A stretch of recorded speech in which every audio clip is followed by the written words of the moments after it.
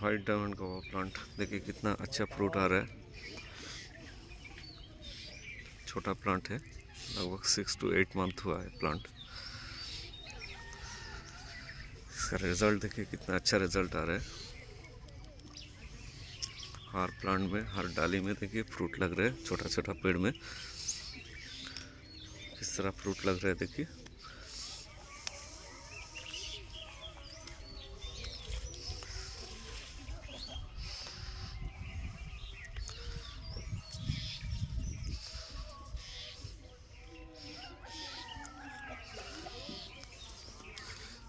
इसका plant available है green world nursery में।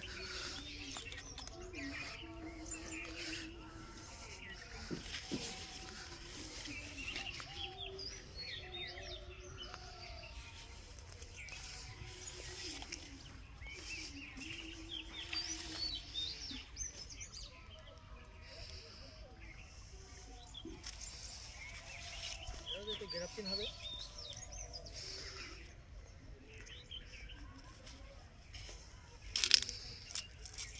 গ্রাফটিং করা যাবে।